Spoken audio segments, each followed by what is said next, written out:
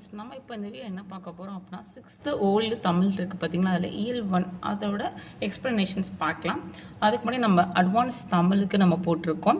11th advance Tamil இயல் 1ல் ஒரு பார்ட் போட்டிருக்கோம். அதோட வீடியோஸ் வேணால் நீங்கள் பார்க்கணும் பார்த்துக்கோங்க ஃப்ரெண்ட்ஸ். இது எதுக்காக கொடுத்துட்ருக்கேன் அப்படின்னா டிசம்பர் ஸ்டடி பிளான் நான் கொடுத்துருந்தேன், அதுக்காக நான் கொடுத்துட்ருக்கேன். ஸோ பார்க்கலாம். ஃபஸ்ட்டு வந்து நமக்கு என்ன கொடுத்துருக்காங்க அப்படின்னா வாழ்த்து, அது திருவெட்பாலேருந்து கொடுத்துருக்காங்க. திருவெட்பா அப்படின்னா நமக்கு யார் ஞாபகம் வரும்? ராமலிங்க அடிகளார் தான் ஞாபகம் வருவாங்க.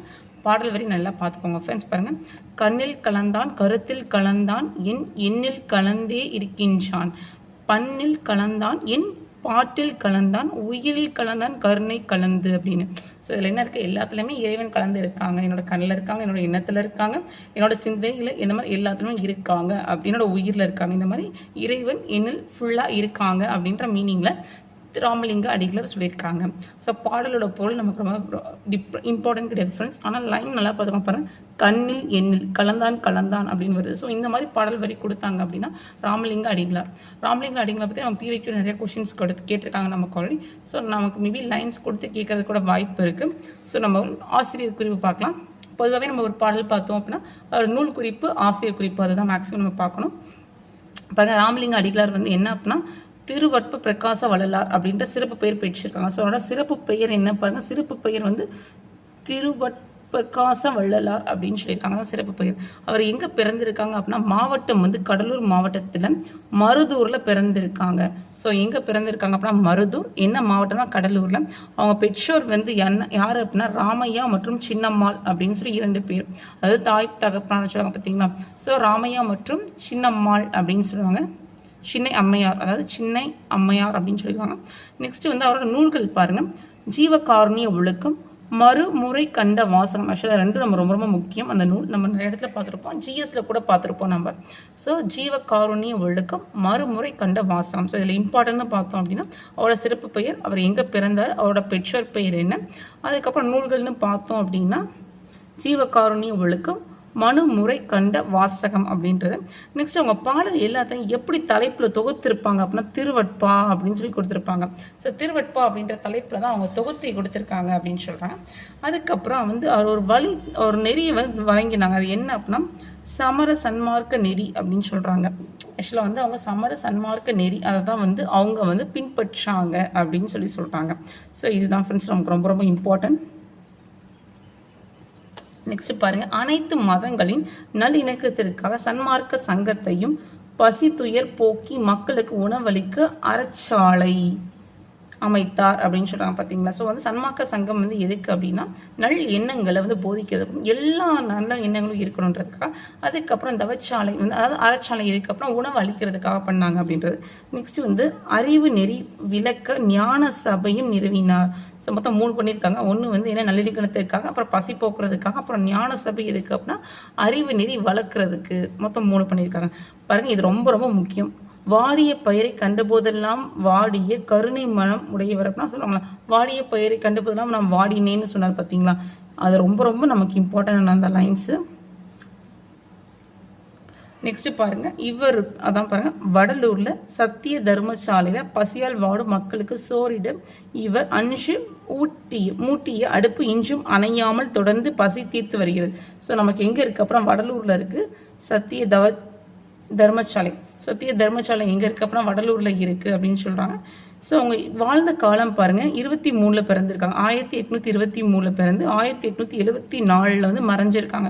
ஸோ அவங்க காலம்னு பார்த்தோம் அப்படின்னா 5/10/1823. ஸோ இறந்ததுன்னு பார்த்தோன்னா 30/1/1874. ஸோ 18 தான் 23 2 3 7 4 அப்படி வருது. ஸோ 40 தான் பாருங்கள். இவரது திருவட்பாவில் இருந்து ஒரு பாடல் வாழ்த்து செயலாக தரப்பட்டுள்ளதுன்னு சொல்லியிருக்காங்க. ஸோ இம்பார்ட்டன்ட்னு பார்த்தோம் அப்படின்னா பாடல் வரி அதை பார்த்துக்கோங்களா. நெக்ஸ்ட் வந்து அவரோட சிறப்பு பெயர், அதாவது எங்கே பிறந்தாங்க, அவங்க பெற்றோர் பெயர், அவரோட நூல், அது அப்புறம் என்ன தொகுப்பு இருந்துச்சுன்றது. நெக்ஸ்ட்டு பார்த்தோம் அப்படின்னா வந்து அவர் தவச்சாலை வந்து எங்கே வச்சுருந்தாங்க, அப்புறம் வாடிய பெயரை கண்டுபோதெல்லாம் வாடினேன் அப்படின்ட்டு சொன்னது. ஸோ இதுதான் ஃப்ரெண்ட்ஸ் நமக்கு இம்பார்ட்டன்ட். இந்த மாதிரி நீங்கள் படிச்சிங்க அப்படின்னா சீக்கிரம் நமக்கு ஓல்டு புக் முடிச்சிடலாம். நெக்ஸ்ட்டு பார்க்கலாம், வாழ்த்து முடிஞ்சிருச்சு. நெக்ஸ்ட் புக் பேக் பார்த்தீங்கன்னா ராமலிங்க அடிகளார் வந்து எங்கே பிறந்தாங்க அப்படின்னா மருதூர் அப்படின்றதுலாம் பிறந்திருக்காங்க. இதே மாவட்டம் அப்படின்னு பார்த்தோம் அப்படின்னா கடலூரில் வருவாங்க. ராமலிங்க அடிகளார் பாடல் வந்து என்ன தலைப்பு அப்படின்னா திருவட்பா அப்படின்ற தலைப்பில் தான் தொகுக்கப்பட்டுள்ளச்சு அப்படின்னு சொன்னால் நெக்ஸ்ட் திருக்குறள் கொடுத்துருக்காங்க. திருக்குறள் நமக்கு ரொம்ப ரொம்ப இம்பார்ட்டன்ட் ஃப்ரெண்ட்ஸ். நமக்கு ஜிஎஸ்லையும் சரி தமிழ்லையும் சரி திருக்குறள் ரொம்ப ரொம்ப இம்பார்ட்டன்ட். ஃபஸ்ட்டு பாருங்கள் நமக்கு அன்புடைமை கொடுத்துருக்காங்க. நான் திருக்குறள் வந்து நான் உங்களுக்கு என்ன கொடுத்துருந்தேன் அப்படின்னா வந்து கல்வி கொடுத்துருந்தேன் நான். ஸோ அது இல்லாமல் இப்போ நம்ம அன்புடைமை இருக்குது, நம்ம புக்கில் இருக்கிறதும் படிச்சுக்கலாம். முடிஞ்சிச்சு அப்படின்னா நம்ம வீக்லி ஒன்ஸ் அதிகாரம் படித்தோம் அப்படின்னா 25 அதிகாரம் இருக்கனால நம்ம அதை கொஞ்சம் ஈஸியாக முடிச்சிடலாம். பாருங்க அன்புடைமை. அன்பிற்கு உண்டோ அடைக்கும் தாள் ஆர்வலர் புன்கண்ணீர் பூசல் தரும் அப்படின்னு கொடுத்துருக்காங்க. பாருங்கள் பொருள் என்ன அப்படின்னா வந்து அன்பை அடைக்கிறதுக்கு வந்து தாழ்பால் இல்லைன்னு சொல்கிறாங்க. அன்புக்குரிய வந்து துன்பத்தை பார்த்தாலே ஏதாவது கண்ணீர் வெளிப்படும். ஆக்சுவலாக வந்து என்ன சொல்கிறாங்க அப்படின்னா இப்போ நமக்கு இப்போ தெரிஞ்சவங்களோ இல்லை நமக்கு வேண்டியவங்க கஷ்டப்பட்டோம் அப்படின்னா தானாலே நமக்கு வந்து கஷ்டப்பட்டு அவங்களுக்காக வருந்துவோம் அப்படின்னு சொல்கிறாங்க. ஸோ அதான் சொல்கிறாங்க அன்புக்கு அடைக்கிறதுக்கு தாழ்பால் இல்லை, நமக்கு வேண்டியவங்க கஷ்டப்பட்டால் நம்ம தானாவே நமக்கு வந்து கஷ்டப்பட்டு அழுவோம் அப்படின்னு சொல்கிறாங்க. பாருங்கள் ஆர்வலர் அப்படின்னா அன்புடையர் அப்படிம்பாங்க. இது வந்து பிவைக்யூவில் கேட்டிருக்காங்க ஃப்ரெண்ட்ஸ். ஆல்ரெடி நமக்கு ஆர்வலர் அப்படின்னா அன்புடையவர்னு கேட்டிருக்காங்க. புன் கண்ணீர் அப்படின்னா துன்பம் கண்டு பெருகும் கண்ணீர், அதான் புன் கண்ணீர் அப்படின்னா புண்ணால் வர அப்படி கூட வச்சோம். ஸோ அப்படிங்கும்போது நம்ம கஷ்டம் தான். ஸோ துன்பம் கண்டு பெருகும் கண்ணீர். பூசல் தரும்னா வெளிப்பட்டு நிற்கும், பூசல் தரும். ஸோ வெளிப்பட்டு நிற்கும். பொதுவாக இந்த மாதிரி கொடுத்துருக்க மீனிங்ஸ்லாம் கொஞ்சம் நல்லா பார்த்துக்கோங்க. நெக்ஸ்ட்டு பாருங்கள் அன்பிலார் எல்லாம் தமக்குரிய அன்புடையர் இன்னும் உரிய பிறர்க்கு அப்படின்னு சொல்கிறாங்க. ஸோ அன்பில்லாதவங்க என்ன பண்ணுவாங்க அப்படின்னா எல்லா பொருளும் அவங்களுக்கு மட்டுமே சொல்லுவாங்க. அதை பாருங்கள் அன்பில்லார் எல்லா பொருளும் தமக்கு மட்டும் உரியது என்று எண்ணுவர். ஸோ அன்பு இல்லை அப்படின்னா எல்லா பொருளும் அவங்களுக்கு மட்டும் தான், எனக்கு தான் சொல்லுவாங்க. ஆனால் அன்புடையவங்க என்ன பண்ணுவாங்க அப்படின்னா தமக்குரிய பொருளை கூட அடுத்தவங்களுக்கு இல்லைப்பா இருந்தாங்க அப்படின்னு சொல்லுவாங்க. பார்த்தீங்களா அன்புடையவர் தம் உடல் பொருள் ஆவி ஆகி அனைத்தையும் பிறர்க்கென எண்ணப்படுவார் அப்படின்னு சொல்கிறாங்க. பார்த்தீங்களா ஸோ என்பு எலும்பு அப்படின்ட்டு இதுவும் பிவைக்யூவில் கேட்டிருக்காங்க ஃப்ரெண்ட்ஸ். நமக்கு என்பு அப்படின்றது எலும்புன்னு சொல்லுவாங்க. நெக்ஸ்ட் பாருங்க அன்போடு இயந்த வழக்கின்ப ஆயுருக்கு என்போடு இயந்த தொடர்பு அப்படின்னு சொல்லியிருக்காங்க. ஸோ இதில் என்ன சொல்கிறாங்க அப்படின்னா வந்து ஆக்சுவலாக எப்படி நம்ம வந்து உடம்புல வந்து உயிர் ஒட்டி இணைஞ்சி இருக்கும் அது மாதிரி நம்ம வாழ்க்கை எப்படி இருக்கணும் அப்படின்னா நெறியோட அறநெறியோடும் அன்பு நெறியோடும் இருக்கணும்னு சொல்கிறாங்க. பார்த்தீங்கன்னா வாழ்க்கை நெறியோடு அன்பு இருந்து இருக்கணும். ஸோ நம்ம ஒரு நெறி அதான் எப்படின்னா அன்போடு இருக்கணும். பார்த்தீங்கன்னா அன்போடு எந்த வாழ்க்கை என்பது ஆறுயிருக்கு என்போடு எந்த ஒரு தொடர்பு தான் சொல்கிறாங்க. அந்த மாதிரி சொல்கிறாங்க. வழக்கு அப்படின்னா வாழ்க்கை நெறி, வழக்கு அப்படின்னா வாழ்க்கை நெறி. ஆக்சுவலாக புக்கில் 6th புக்கில் வழக்கு அப்படின்னா நெறின்னு கொடுத்துருப்பாங்க. ஆறுயிர் அப்படின்னா அருமையான உயிர், என்பு அப்படின்னா எலும்பு. இப்போ தான் நம்ம பார்த்தோம் என்பு அப்படின்னா எலும்புன்னு சொல்லிட்டு. நெக்ஸ்ட்டு பாருங்கள் அன்பு ஈனும் ஆர்வம் உடைமை அது ஈனும் நண்பு ஈனும் நாடா சிறப்பு அப்படின்னு கொடுத்துருக்காங்க. இப்போ ஈனும்னு வந்திருக்கு. ஸோ அன்பு வந்து என்ன பண்ணுறது அப்படின்னா வந்து ஆக்சுவலி அதில் என்ன சொல்லியிருப்பாங்கப்பா நம்ம எல்லாத்தையும் வந்து நல்ல அன்போடு நல்ல ஒரு நட்போடு பழகணும்னு சொல்லியிருப்பாங்க. பார்த்தீங்களா அன்பு வந்து விருப்பத்தை தரும், விருப்பம் அனைவிடம் நட்பு கொள்ளும் பெரும் சிறப்பினை தரும் அப்படின்றாங்க. ஆக்சுவலாக தான் அன்பு இருந்துச்சு அப்போ நம்ம எல்லாருக்கிட்டையும் வந்து ஒரு நட்பண்போட ஒரு நட்போடு நம்ம பழகுவோம் அப்படின்னு சொல்கிறாங்க. பாருங்க ஈனும்னா தரும், ஈனும் அப்படின்னா தரும், ஆர்வம் அப்படின்னா விருப்பம். நெக்ஸ்ட் வந்து வெறுப்பை நீக்கி விருப்பத்தை உண்டாக்கும் என்பது அதான் ஆர்வம் அப்படின்னா விருப்பம்னே தெரியும். நெக்ஸ்ட் வந்து நண்பு அப்படின்னா நட்புப்பாங்க, நண்பு அப்படின்னா நட்பு. ஆக்சுவலாக வந்து திருக்குறளில் ஒரு தடவை கேட்டிருக்காங்க. நண்பு நட்பு அப்படின்றது திருக்குறளில் எலிஜிபிலிட்டியில் நமக்கு ஒரு தடவை வந்திருக்கு ஃப்ரெண்ட்ஸ். திருவள்ளுவர் திருக்குறள் ஆக்சுவலாக வந்து திருக்குறளில் வந்து நமக்கு எலிஜிபிலிட்டியில் நமக்கு ஒரு தடவை வந்திருக்கு. நெக்ஸ்ட் பார்க்கலாம். நெக்ஸ்ட் பாருங்க அன்புற்று அமர்ந்த வழக்கு இன்ப வையகத்து இன்புற்றார் எய்தும் சிறப்பு அப்படின்னு கொடுத்துருக்காங்க. ஸோ அன்போடு பொருந்திய வாழ்க்கை வந்து எப்படி இருக்கும் அப்படின்னா நிறைய கடைபிடித்தல் உலகத்தில் மகிழ்ச்சி அடையவர் ஆகும் அப்படின்றாங்க. என்ன சொல்கிறாங்க அப்படின்னா ஸோ நம்ம எல்லாருக்கிட்டையும் வந்து அன்போடு பழக்கணும் அப்படின்னா உலகத்திலேயே நம்ம தான் வந்து ரொம்ப மகிழ்ச்சியாக சந்தோஷமாக இருப்போம்னு சொல்கிறாங்க. ஏன் அப்படின்னா சொல்லுவாங்க எல்லாத்தையும் பார்த்தோம் அப்படின்னா சந்தோஷமாக பேசணும், நம்மளே நல்லா பார்த்து பேசணும் அப்படின்னு சொல்லுவாங்க. அந்த மாதிரி சொல்லுவாங்க. எல்லாருமே நம்ம வந்து ஒரு அன்போடு பார்த்தோம் அப்படின்னா நம்ம தான் சந்தோஷமாக இருப்போம் இந்த உலகத்தில் அப்படின்னு சொல்கிறாங்க. ஸோ வையகம் அப்படின்னா உலகம் அப்படிம்பாங்க. ஆக்சுவலாக வையகம் உலகம் தாரணி ஸோ அந்த மாதிரி நிறைய இருக்குது. பிவைக்கில் என்ப அப்படின்னா என்பார்கள். இது வந்து பிவைக்கில் நிறைய தடவை வேறு வேறு வேர்ட்ஸில் கேட்டிருக்காங்க. ஸோ வையகம் அப்படின்னா உலகம் அப்படின்னு தாரணின்னு சொல்லுவாங்க அதை. ஸோ என்ப அப்படின்னா என்பார்கள் அப்படின்றது. நெக்ஸ்ட் வந்து பாருங்கள் இன்னொரு திருக்குறள் என்னென்ன அப்படின்னா ஆக்சுவலாக வந்து அறத்திற்கே அன்பு சால்பு இன்ப அறியார் மரத்திற்கும் அதே துணை அப்படின்னு சொல்லியிருக்காங்க. ஆக்சுவலாக இதில் என்ன சொல்லியிருப்பாங்கன்னா ஒரு நல்ல யூனிக் இன்ஃபர்மேஷன் சொல்லியிருப்பாங்க. ஆக்சுவலாக வந்து அன்பு அப்படின்றது நம்ம வந்து அந்த அறம் இருக்குது பார்த்தீங்களா, அந்த என்னது அப்படின்னு பார்த்தோம் அப்படின்னா வந்து நம்ம அறத்தோடு வாழ்கிறோம் அப்படின்னா அது வந்து அன்போடு வாழ்கிறது மட்டும் கிடையாது. அந்த அறம் வந்து எப்போ நமக்கு இருக்கும் அப்படின்னா வீரத்துக்கும் அந்த அன்பு துணையாக இருக்கும்னு சொல்லுவாங்க. ஆக்சுவலாக அதான் அறமோட அன்போடு இருக்கிறது வந்து நமக்கு எப்படி இருக்கும் அப்படின்னா வந்து நம்ம வீர வெளிப்பட ஆக்சுவலாக வந்து நம்ம தமிழ் சங்க இலக்கியங்களை கூட சொல்லியிருப்பாங்க. ஆக்சுவலாக வந்து ஒருத்தவங்க வந்து நம்ம வந்து அந்த வீரம் வந்து போர் புரியும் போது இவங்கெல்லாம் போர் புரியக்கூடாது சொல்லுவாங்க. ரொம்ப வயதானவர்களை போர் புரியக்கூடாது, பெண்களை கஷ்டப்படுத்தக்கூடாது, உடம்பு முடியாது. ஸோ அது வந்து ஒரு நெறி, அதுவும் வந்து நமக்கு வந்து அன்பு, அது ஒரு விதமான இதுதான். ஸோ அந்த மாதிரி நீங்கள் ஞாபகம் வச்சுக்கோங்க. ஸோ அன்பு வந்து அறத்துக்கு மட்டும் இல்லை, வீரத்துக்கும் துணை இருக்கும் அப்படின்னு சொல்கிறாங்க. ஸோ மரம் அப்படின்றது வீரம், இது ரொம்ப ரொம்ப இம்பார்ட்டன்ட். PYQ நமக்கு நிறைய தடவை கேட்டிருக்காங்க. நெக்ஸ்ட் வந்து அது வந்து மரம் அப்படின்னா வீரம் சொல்லலாம், கருணை அப்படின்னா வீரம் இரண்டிற்குமே அன்பு தான் அடிப்படை பார்த்தீங்களா. ஸோ கருணைக்கும் வீரமுக்கும் ரெண்டுக்குமே அன்பு தான் அடிப்படை அப்படின்னு சொல்கிறாங்க. ஸோ நெக்ஸ்ட் திருக்குறள் என்ன அப்படின்னா அன்பில் அதனை வெயில் போல காயுமே அன்பில் அதனை அறம் அப்படின்னு சொல்கிறாங்க. ஸோ இதில் என்ன சொல்லியிருப்பாங்க அப்படின்னா வந்து ஆக்சுவலாக வந்து நம்ம பூச்சிகள், அதாவது வேதோசம் பார்த்தீங்கன்னா எலும்பு இல்லாத உயிரினங்கள், அதாவது பூச்சிகள் அந்த மாதிரி அதெல்லாம் வந்து வெயில் எப்படி வந்து வருந்துதோ அதே மாதிரி அன்பு இல்லாதவங்க எப்படி வருந்துவாங்க அப்படின்னா அவங்களோட அறமே. இப்போ வந்து நம்ம எல்லாருக்கிட்டையுமே வந்து ரொம்ப கோவமாகவே பண்ணிகிட்டே இருக்கோம், பேசிகிட்டே இருக்கோம் அப்படின்னா யாரும் நம்மக்கிட்ட பேச மாட்டாங்க, யாரும் நம்மக்கிட்ட பழங்க மாட்டாங்க. இப்போ யார்ட்ட போய் ஏதோ கேட்கணுமே அவங்க எதுவுமே பேசவே மாட்டாங்க, இப்போ அவங்ககிட்ட போய் பேசிட்டு. ஸோ அந்த மாதிரி இருக்கும்போது நம்மளே அதை வருத்திக்கிற மாதிரி இருக்கும் அப்படின்ற மாதிரி. அன்பு இல்லது அப்படின்னா எலும்பு இல்லாதது அப்படின்னா புழு அந்த மாதிரி சொல்கிறாங்க. அன்பில்லது அப்படின்னா அன்பில்லாத உயிர்கள் பாருங்க, என்பில்லாதது இங்கே அன்பில்லாதது கொடுத்துருக்காங்க பாருங்க. அதான் நெக்ஸ்ட் பாருங்க, அன்பகத்து எல்லா உயர் வாழ்க்கை வன்பார்க்கன் வட்சில் மரம் தலை தச்சு அப்படின்னு கொடுத்துருக்காங்க. ஸோ இதில் என்ன சொல்லியிருப்பாங்க அப்படின்னா இப்படி பாலை மரத்தில் வந்து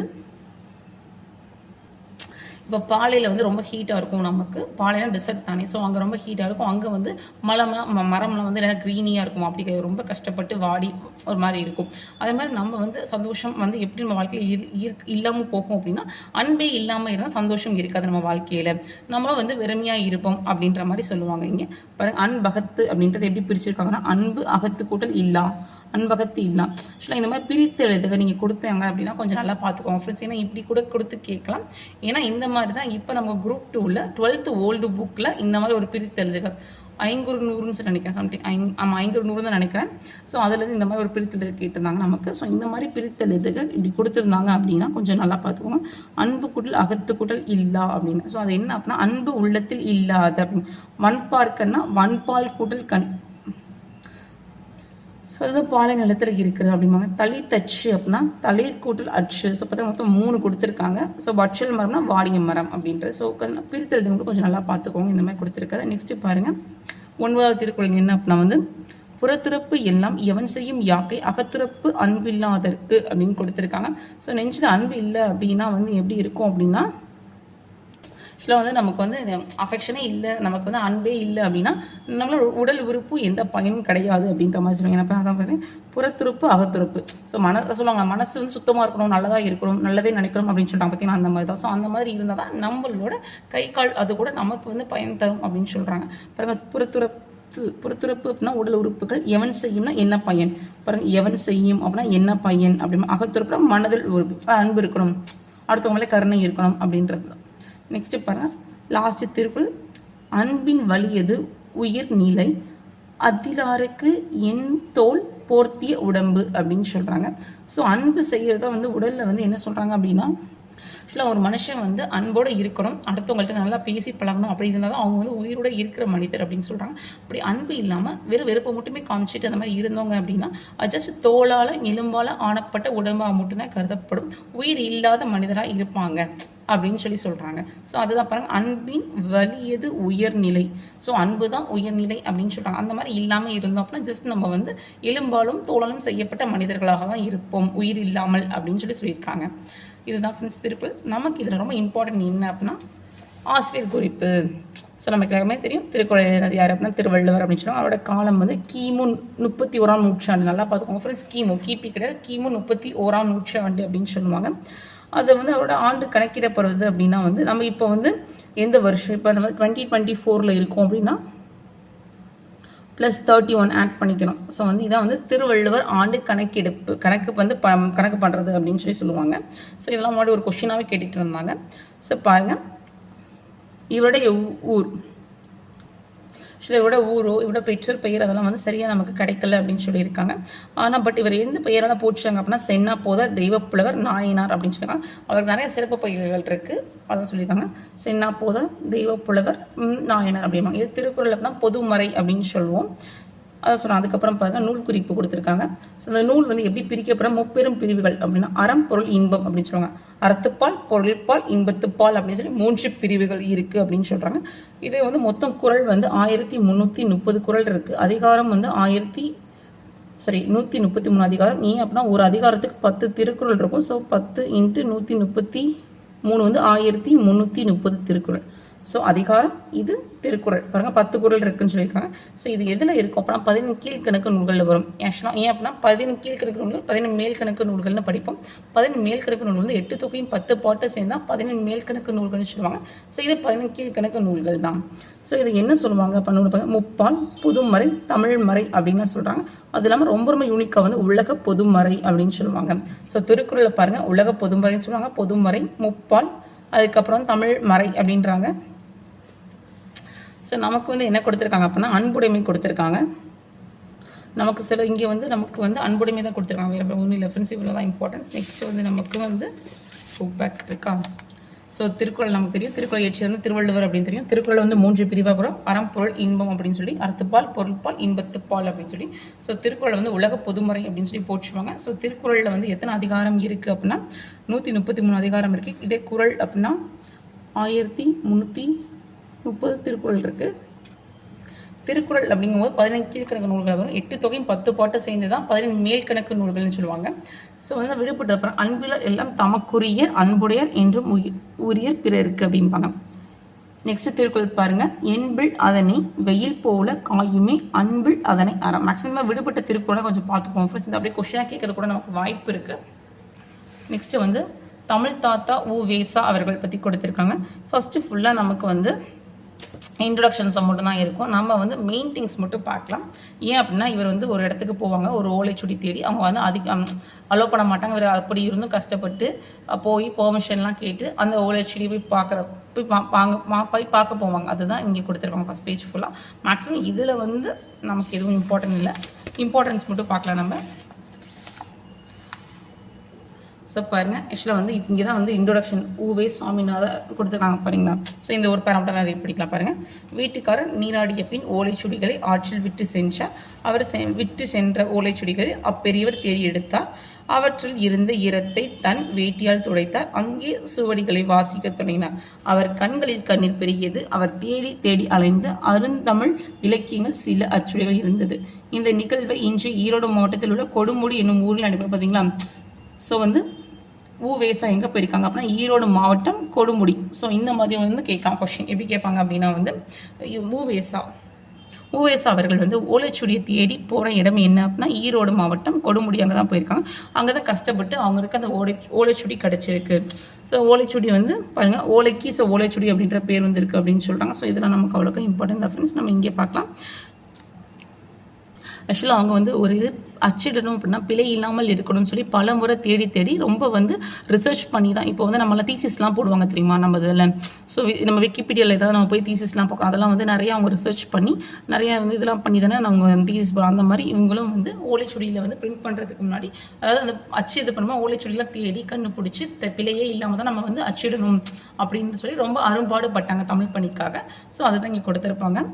ஸோ அப்படி இருக்கும்போது அவங்க குறிஞ்சிப்பாட்டுனா நமக்கு ஞாபகம் வருவது கபிலர் தான் வருவாப்பில். ஸோ அவர் எழுதினதை வந்து அச்சில் ஏற்றணும் அப்படிங்கும்போது நமக்கு மொத்தம் நமக்கு என்ன குறிஞ்சிப்பாட்டுனாவே நமக்கு 99 மலர்கள் ஞாபகம் வரும்.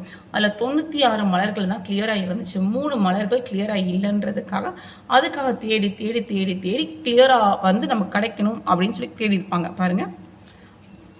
குறிஞ்சிப்பாட்டும் இன்னும் சுவடியை அச்சில் பதிப்பதற்காக எழுதி கொண்டிருந்தார். அச்சுவடியில் 99 வகையான பூக்கள் பெயர்கள் இருந்தன. அவற்றில் 96 பூக்கள் என்றுமே தெளிவாக இருந்தது. 3 பூக்கள் பெயர்கள் தெளிவாக இல்லை. பார்த்தீங்களா, 99 96 தான் இருந்துச்சு, 3 வந்து சரியா இல்லை. ஆனால் 3 தான் என்று தெரியவில்லை. அவர் விட்டுவிடாமல் அந்த பூ பெயர்கள் தெளிவாக உள்ள சுவடிகள் யாருமே இருக்கிறதா என்று மறுபடியும் ஊராக வீடு வீடாக சென்றார்.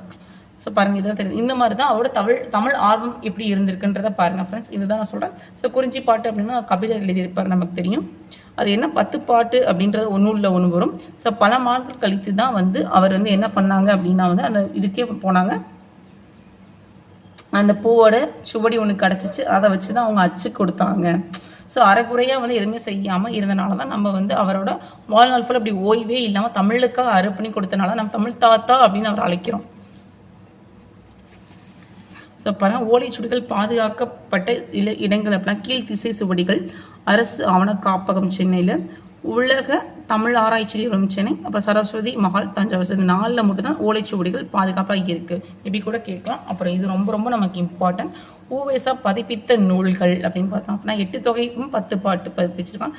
சிவசிந்தாமணி, சிலப்பதிகாரம், மணிமேகலை, புராணங்கள் 12, உலால 9, கோவையில் 6, தூது 6, வெண்பா நூல்கள் 13, அந்தாதி 3, பரணி 2, மும்மணி கோவை 2, இரட்டை மணி மாலை 2, பிரபந்தங்கள் 4. ஆக்சுவலாக வந்து 8 தொகை 10 பாட்டு அதே தான்.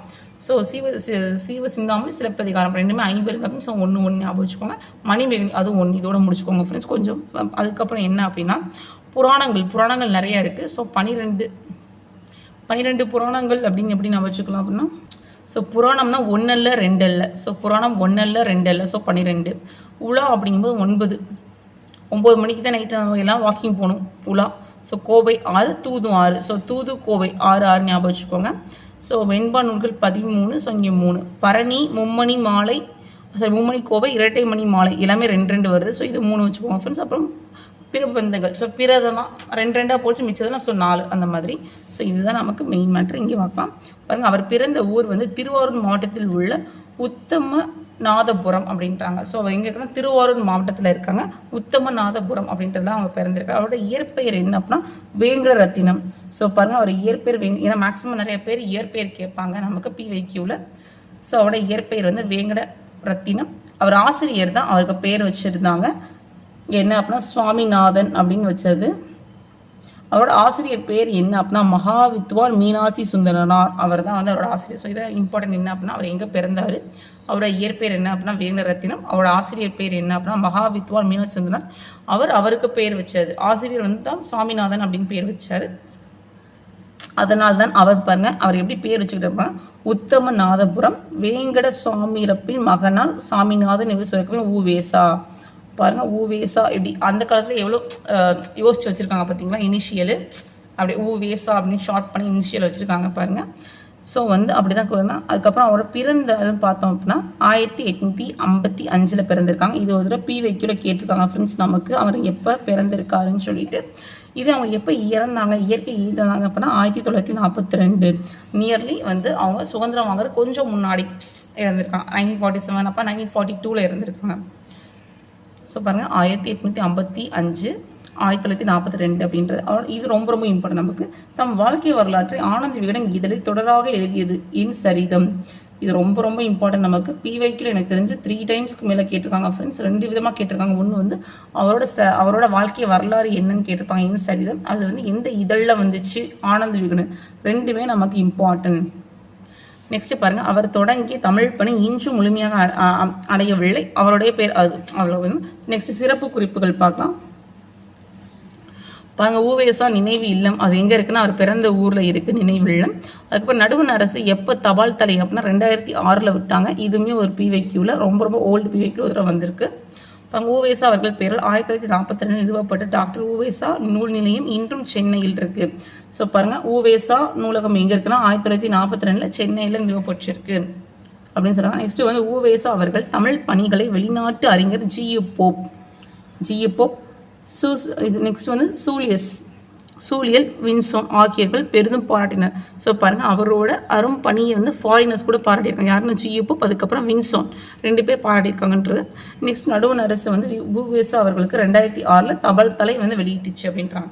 ஸோ நமக்கு வந்து இதுதான் மேக்ஸிமம் ரொம்ப இம்பார்ட்டன்ட் ஃப்ரெண்ட்ஸ், அவரோட குறிப்பு. அப்புறம் அந்த சிறப்பு குறிப்புகள் அப்படின்னு சொல்லிட்டு நெக்ஸ்ட் பாருங்க, ஓலைச்சுடியை தேடி வந்த பெரியார் ஏன்னா ஊவே சுவாமிநாதர் அவர்கள் தான். ஊவேசாவின் வாழ்க்கை வரலாறு பேர் வந்து என் சரிதம். அது எதில் இருந்துச்சுன்னா ஆனந்த விகடன் இதழில் வந்துச்சு. நெக்ஸ்ட் வந்து ஊவேசா தம் வாழ்நாள் முழுவதும் ஓய்வில்லாமல் டேஷ் பணியை மேற்கொண்டார் அப்படின்னா தமிழ் பணி தான். ஏன்னா தமிழுக்காக பெரும்பாடுபட்டாங்க. அவங்க அச்சில் எப்படி இது பண்ணிடுறோம், இந்த இன்ஃபர்மேஷன்ஸும் அழிஞ்சிடக்கூடாது அப்படின்னு சொல்லிட்டு. ஊவேசா பிறந்த ஊர்னு பார்த்தோம் அப்படின்னா உத்தமநாதபுரம். அதனால் ஊவேசா அவர்கள் டேஷ் அன்போடு உரிமையோடு அழைக்கப்பட்ட தமிழ் தாத்தா அப்படின்னு நம்ம சொல்கிறோம். நெக்ஸ்ட் பாருங்கள், அமுதன் டேஷ் குடித்தான் அப்படின்னா பால் குடித்தான் அப்படின்னு வரும். நெக்ஸ்ட் வந்து தென்றல் டேஷ் படித்தாள் அப்படின்னா பாடம் படித்தாள் அப்படின்னு வரும். சிற்பி அப்படின்னா சிலை, சிலை செதுக்கினார். கடை எழுவலர்கள் ஒருவர் அப்படின்னா பாரி. நெக்ஸ்ட்டு முகிலனின் பாட்டி டேஷ் கூறினாள் அப்படின்னா கதை கூறினாள். ஸோ இந்த மாதிரி குரில் நடில் வேறுபாடு கொடுத்துருக்காங்க. ஆக்சுவலாக முயற்சிக்கு நோய் வந்து தடை இல்லைன்னு வரும். நெக்ஸ்ட் வந்து 87 வயது ஊவேசா தமிழுக்காகவே உழைத்தார். முயற்சிக்கு வயது வரம்பு கிடையாது. நெக்ஸ்ட் கவலையை மறைக்க உயரிய வழி ஏதாவது ஒரு வேலை ஈடுபடுவது அப்படின்றது. நெக்ஸ்ட் முயற்சி திருவினையாக்கும் அப்படின்னா திருவள்ளுவர் அவர்கள் சொல்லியிருப்பாங்க. முயற்சி திருவினையாக்கும் அப்படின்னா திருவள்ளுவர் அவர்கள் தான் சொல்லியிருப்பாங்க. நெக்ஸ்ட் பொருள் வையகம் அப்படின்னா வையம் அப்படின்னா உலகம், மரம் அப்படின்னா வீரம். அதே மாதிரி உலக பொதுமுறை அப்படின்னா திருக்குறள் தான் சொல்லுவோம் நம்ம. தமிழ் தாத்தா என்று அழைக்கப்படும் வந்து ஊவேசா அவர்கள் தான். நெக்ஸ்ட் வந்து வாடிய பொருளை கண்டுபதுனா வாடினேன் அப்படின்னா வந்து வள்ளலார் தான் சொல்லியிருப்பாங்க. நெக்ஸ்ட் வந்து திருவெட்பா அப்படின்றது யார் வந்து ஏற்றினாங்க அப்படின்னா ராமலிங்க அடிகளார் அவங்க தான் ஏற்றிருப்பாங்க ஃப்ரெண்ட்ஸ். இதில் துணைப்பாடம் வந்து மேக்ஸிமம் நமக்கு இம்பார்ட்டன்ட் கிடையாது. இதோட நமக்கு இயல் 1 முடிஞ்சிருச்சு ஃப்ரெண்ட்ஸ். நமக்கு ஓல்டு 6th தமிழில் இயல் 1 முடிஞ்சிருச்சு. இந்த வீடியோ பிடிச்சினா கொஞ்சம் லைக் பண்ணுங்கள், ஷேர் பண்ண, சப்ஸ்கிரைப் பண்ணுங்கள். தேங்க்யூ.